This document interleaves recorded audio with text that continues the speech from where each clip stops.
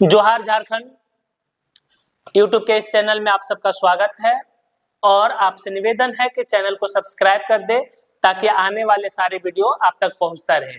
और हाँ, वीडियो को लास्ट तक देखें, देखने के बाद अपने विचार को कमेंट में जरूर लिखें। आज हम लोग बात कर रहे हैं चतरा लोकसभा क्षेत्र की। आपको बताते चले कि चतरा लोकसभा क्षेत्र के अंतर्गत चतरा जिला जो है उसके सारे विधानसभा क्षेत्र आरक्षित है, फिर भी लोकसभा क्षेत्र यहाँ का सामान्य सीट है। इसके साथ ही बात करें, चतरा लोकसभा क्षेत्र में एक बड़ा ही ज्वलंत मुद्दा चलता है कि यहाँ आज तक जब से लोकसभा क्षेत्र बना है तब से लेकर आज तक कोई भी स्थानीय प्रत्याशी ने यहाँ जीत दर्ज नहीं की और सभी पार्टियों ने बाहरी उम्मीदवार को इस क्षेत्र की जनता के ऊपर थोप दिया और उसी को फिर जनता जिताकर संसद भेजती रही है। लेकिन इस बार आपको बताते चले कि बीजेपी ने, एनडीए गठबंधन की तरफ से बीजेपी ने यहाँ अपने उम्मीदवार की घोषणा कर दी है और उम्मीदवार उनके कालीचरण सिंह है, जो कि चतरा लोकसभा क्षेत्र के स्थानीय प्रत्याशी हैं। वहां इनका घर है और ये यहीं पले बढ़े हैं।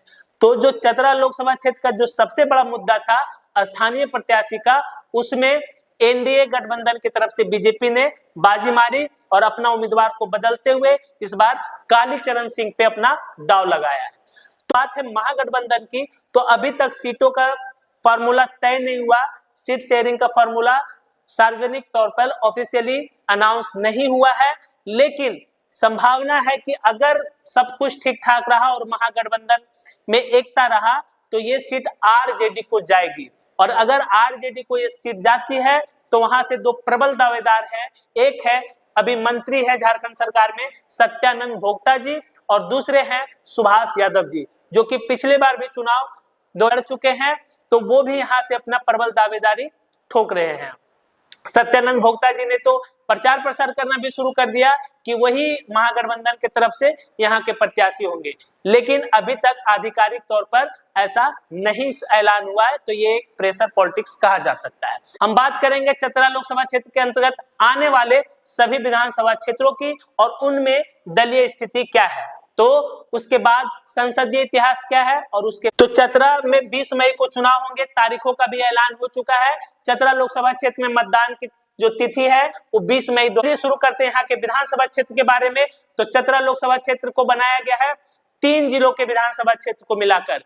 3 जिला कौन कौन है? चतरा, पलामू, लातेहार। तो चलिए देखते हैं। तो यहाँ से बीजेपी से किशुन कुमार दास, दूसरा है चतरा, ये भी सीट एससी के लिए आरक्षित है और यहाँ से सत्यानंद भोक्ता आरजेडी के टिकट पे चुनाव जीते हैं और वर्तमान सरकार में मंत्री भी हैं। उसके बाद मानिका एसटी सीट है, यहाँ से मानिका एससी सीट है, यहाँ से रामचंद्र सिंह कांग्रेस से चुनाव जीते हुए हैं। उसके बाद लातेहार भी एससी सीट है, यहाँ से बैद्यनाथ राम झामुमो से यहाँ से लातेहार भी एससी आरक्षित सीट है, यहाँ से झामुमो के बैद्यनाथ राम विधायक हैं। उसके बाद पनकी से पलामू जिला के हैं, यहाँ से शशिभूषण मेहता बीजेपी के टिकट पे चुनाव जीते हुए हैं। तो ये 5 विधानसभा क्षेत्रों को आप देखिएगा अगर दलीय स्थिति से, तो बीजेपी यहाँ पे 2 है, कांग्रेस 1, जेएमएम 1, आरजेडी 1। तो अगर दलीय स्थिति की बात करिएगा तो बीजेपी यहाँ बढ़त लेती होती है, लेकिन गठबंधन की बात करिएगा तो एनडीए गठबंधन के पास 2 सीट है और महागठबंधन के पास 3 सीट है। तो अगर महागठबंधन एक साथ लड़ती है और एक मुश्त वोट उनको मिलता है तो उनके लिए एज हो सकता है, चुनाव जीत सकते हैं। तो सबसे पहला सांसद थे विजया राजे, ये 57, 62 और 67 तीनों चुनाव जीती है, अलग अलग 2 बार निर्दलीय और 1 बार छोटा नागपुर संथाल परगना पार्टी से।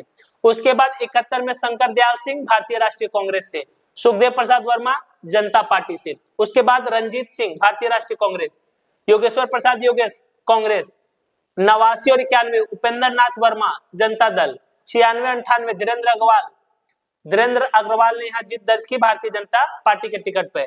99, 2004 और 2009 ये 3 लगातार चुनाव में आप देखिएगा तो यहाँ से राष्ट्रीय जनता दल ने चुनाव जीता और 2009 में इंद्र सिंह नामधारी जो पहले विधानसभा अध्यक्ष थे वहां निर्दलीय चुनाव जीते। उसके बाद 2014 और 2019 सुनील कुमार सिंह भारतीय जनता पार्टी के टिकट पे। तो ओवरऑल अगर देखा जाए तो यहाँ पहले कांग्रेस जीतती आई थी, बाद के दशकों में देखे तो बीजेपी का ये गढ़ रहा है, बीजेपी चुनाव लगातार जीती है और आरजेडी का भी यहाँ गढ़ रहा है, आरजेडी भी यहाँ अपना अच्छा खासा प्रभाव रखती है। 19 के चुनाव परिणाम की तो 19 में सुनील कुमार सिंह को मिला था 5,28,000। कांग्रेस अलग लड़ रही थी, मनोज कुमार यादव 1,50,000। अभी मनोज कुमार यादव बीजेपी ज्वाइन कर चुके हैं। आरजेडी अलग लड़ रही थी, सुभाष यादव 83,000 वोट। भाकपा अलग लड़ रही थी, अर्जुन कुमार 22,000 वोट। बसपा अलग लड़ रही थी, नागेश्वर गंजू 18,000 वोट। तो एक तरह से देखिएगा तो यहाँ महागठबंधन के 3 जो घटक दल है अलग अलग लड़ रहे थे। अगर ये तीनों का वोट मिला दिया जाए तो एक अच्छा खासा वोट बनता है और टक्कर दे सकता है।